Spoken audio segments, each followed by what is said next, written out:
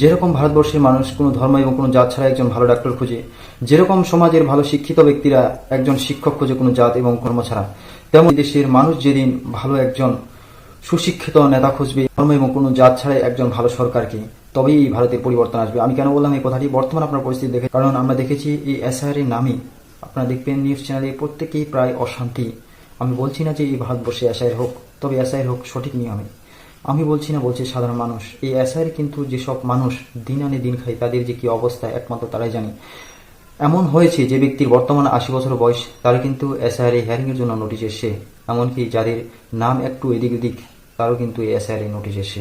আপনারা বলতে পারেন যে প্রথমে নির্বাচন কমিশনার যে ঘোষণা বা গাইডলাইন দিয়েছিল সেখানে কিন্তু উল্লেখ ছিল যে 2002 যার ভোটার লিস্টে নাম আছে তিনি কিন্তু একাই 100, কিন্তু আমরা পরবর্তীতে নির্বাচন কমিশন কাকে কাজ করছে এটা কিন্তু আপনাদের সবার মনে এখন প্রশ্ন, যে এখন সেসব ব্যক্তির নোটিশ আসতে শুরু করছে যাদের 2002 এর নাম কিন্তু পুরো ক্লিয়ার আছে। এমনকি নাম একটু এদিক ওদিক হতেই পারে, কারণ আমরা জেনেছি যে আগেকার যেসব ব্যক্তি বা মানুষ আমাদের এরিয়াতে বাস করত তাদের কিন্তু বেশিরভাগ কিন্তু আনএডুকেটেড, মানে বেশি পড়াশোনা করেনি, যার ফলে এখন তাদের ছেলে মেয়ে পড়াশোনা করে দেখছে যে তার প্যারেন্টসের নাম কিন্তু আগের যা নাম ছিল এবং বর্তমানে তার ডকুমেন্ট এবং জমির কাগজ সবকিছু মিলে দেখে যে এই নামটাই সঠিক। এর ফলে কিন্তু সেই ব্যক্তি কিন্তু তার নাম কারেকশন করিয়েছে। এখন দেখাচ্ছে যে এই এসআইআর হিয়ারিংয়ে বলছে যে তার নাম গরমিল থাকার কারণে তার এসআইআর নাম এসছে হিয়ারিংয়ের জন্য। এই ভারতবর্ষ একা কারণ না, এই ভারতবর্ষে আপনার আমার, আপনার পূর্বপুরুষের আমার পূর্বপুরুষের, যখন এই ভারতবর্ষে কোনো ধর্ম বা জাতি নিয়ে টানাটানি করে সবাই, তখন কিন্তু সবার মনে আঘাত পায় যে আমাদের ভারতবর্ষ হচ্ছে একটা স্বাধীন রাষ্ট্র এবং ধর্ম নিরপেক্ষ দেশ, যেখানে ধর্ম বলে কোনো কথা হবে না।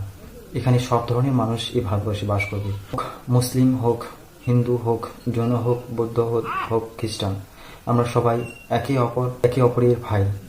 আমাদের ভারতবর্ষে আপনার যেরকম অধিকার আছে আমাদের অধিকার আছে, কারণ এই ভারতবর্ষে কিন্তু শুধু আপনার পূর্বপুরুষ না, আমাদের পূর্বপুরুষ কিন্তু এই ভারতবর্ষের জন্য নিজের জান বলিদান দিয়ে কিন্তু এই ভারতবর্ষকে স্বাধীন করেছে। তাই নির্বাচন কমিশনের উদ্দেশ্যে বলছি, যদি এরকম ভিডিও আপনার কানে পৌঁছায় তো আপনাদের রিকোয়েস্ট যে সাধারণ মানুষকে হয়রানি করবেন না, যা করবেন সঠিক বিবেচনা করে করুন, যাতে সাধারণ মানুষ হয়রানিতে না পড়ে বা পেরেশানি না পড়ে। এর আগে আমরা শুনেছি, যদিও দেখিনি, যে 2002 যখন এসআইআর হয়েছিল তখন কিন্তু মানুষ বুঝতেই পারেনি যে এসআইআর নামে একটা সার্ভে হয়েছে। আর এখন 2025 বা 26-এ এসে মানুষ যে এসআইআর নিয়ে যা প্যারেশান, যা টেনশন, যা কাজে অমনোযোগী হয়ে দাঁড়িয়েছে, তাতে মানুষের কিভাবে দিন কাটবে এবং মানুষ কার উপর আস্থা রাখবে সেটা কিন্তু একটা ভাবার বিষয়। তো যাই হোক, আমি সর্বশেষে একটাই কথা বলবো যে এই এসআইআর হিয়ারিংয়ে যাদের নাম এসছে তাদের উদ্দেশ্যে বলবো যে ভারতবর্ষে আপনি যদি সঠিক একজন নাগরিক হন, আপনার পূর্বপুরুষ যদি এই ভারতবর্ষে আছে, তাতে যতবার এই এসআইআর হোক আর যে যেরকম পার্টি পলিটিক্স হয়ে কাজ করুক না কেন, আপনার নাম এখানে থাকবে, এটা নিশ্চিত, এবং এটা আপনি শিওর থাকেন। এই ভারতবর্ষে শুধু তাদের নয়, এই ভারতবর্ষ আপনার পূর্বপুরুষের। তাই অযথা টেনশন না করে আপনাদের যা ডকুমেন্ট আছে সেগুলো রেডি রেখে হিয়ারিংয়ের জন্য প্রস্তুত হন। তো অবশ্যই আমি কিছুদিন থেকে আপনাদের ভিডিও আপলোড দিতে পারিনি, কারণ আপনারা জানেন যে এই এসআইয়ের সময়ে যে কম্পিউটার দোকানে কীরকম ভিড় থাকে। তো আশা করি যারা এই ভিডিওটি দেখছেন অবশ্যই শেয়ার করতে ভুলবেন না, এবং যারা নতুন আছেন ফলো করতে ভুলবেন না। আর এরকম নতুন নতুন ভিডিও পেতে অবশ্যই আমার পেজকে ফলো দিয়ে রাখবেন, যাতে লেটেস্ট ভিডিওটি সব থেকে আগে আপনার কাছে পৌঁছায়। ধন্যবাদ।